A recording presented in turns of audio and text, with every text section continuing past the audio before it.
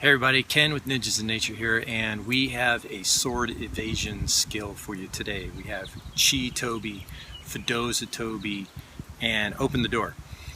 So, it'd be really exciting if you ran into a sword out in the forest coming at you, but odds are you aren't. But you might run into falling branches and things blowing sideways and things you have to leap over. That's where these skills come in handy. So check out what Sensei Remke has to show you here and give it a try. There is a magical thing that happens with swords. And so this little thing about swords and getting them swung at you brings you into the now moment officially, like it's on.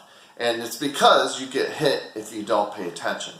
So the magic of the sword and what this can do with kids, it's just really cool. So what I want to tell you about first is this type of sword here is a foam sword. It bends and moves. You can buy these online, or you can go to one of the parts warehouses and get insulation that goes around pipes and then use duct tape for them. You can get pool noodles and do the same thing. The duct tape starts to stiffen them up a little bit so that when you swing them, they don't bend too much. And then that way it's safe in case it hits a kid because they don't hurt at all. So we'll go over the swing first, and then I'll move into the bigger room and I'll have somebody swing at me and I'll show you how we do these. So the first sword technique we're to do is cutting down from the top. So in ninjutsu they call this stance Dai Jodan. I have my hands up and it's above my head, and then I slowly swing down at the child's head and try to hit them. What they're going to be doing is they'll be in a hira stance like this, and they will open the door. So we call this open the door. I like to give the imagery of like a door swinging open, and you don't leave an arm out or a leg out, otherwise it gets cut. All you do is go here and you pick up your back foot and you turn your body all at once, and then the sword comes swinging right by them. And I go really slow at first. And if you have a child who's extremely scared of getting swung at, I go, oh, well, would you like a level 1 swing? And I show them, this is a level 1. And I just go super slow motion, and they're like, oh, okay, I feel good with a level 1. And then I tell them, if you want a level 2, it's a little faster. Or you can go up to a level 1,000,000, and that's where it's a really fast cut. And some of the kids are just loving to push it, like it gets them all jazzed up. But some of them stay at level 1 because that's where their comfort level's at. Then the second swing, it's almost like a baseball bat swing, but you're in the stance we call hasso, with my hands up like this. And then I drop the sword and I swing at their head level on a different plane, and then they're going to duck underneath it. And this we call Chi Toby. And so this is the second move that we teach, is Chi Toby. And you can swing from one direction to the other direction like this, depending on how many kids you have in the room. You could break it up, you could do multiple swings, have different teachers and things like that. But kids love to get in a line and watch the other kids get swung at. And I make crazy noises and stuff when I do it. I kind of build it up like I'm a big samurai, and I'm like, yo! And make really cool sounds and things like that. And then the third one is basically the same way. It starts like this, but I swing low at the feet, and then they have to jump over it. And there's a special jump in ninjutsu where I have my feet like this, and I turn them up for a second, cross them, and then uncross them. And I'll show you that later on.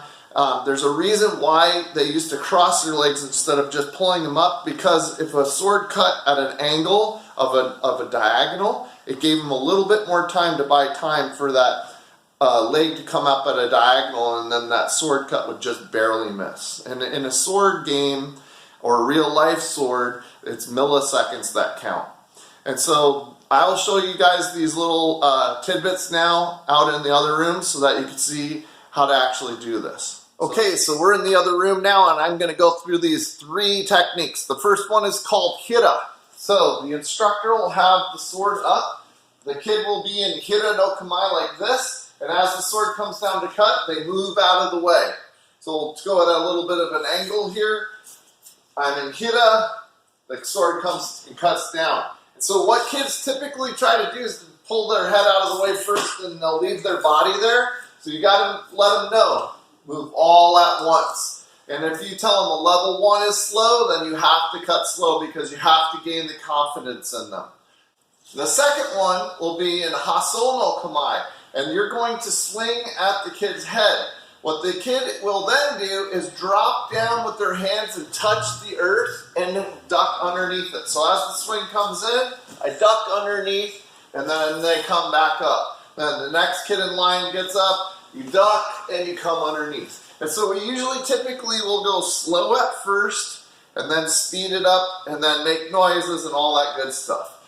Then the third one is the Fidoza Tobi. So in Fidoza Tobi, your legs are going to cross and uncross like that, and then you're going to land back down.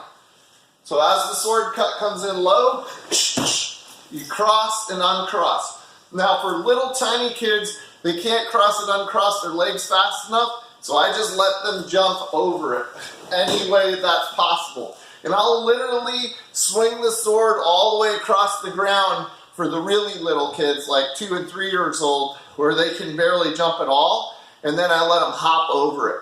And that's really cool. Their confidence goes through the roof. And then, once you got these all down, you start to have the kids be the swingers. And you teach them how to do it slow. And you give them the responsibility behind it and say, listen, some of these kids can't move as fast as you, so you have to cut at the appropriate speed for their age. And then it ends up working out great. So I hope you enjoy these 3 sword tips. It's like magic. Once you introduce these to kids, it takes over the room. They're so full of energy and they're in their bodies and they're completely engaged. So use these tips, try these 3 sword evasion skills out, and welcome to the land of the ninja. It will be great to have you guys along for the journey. I'm Mark with Pathways Dojo and Ninjas in Nature.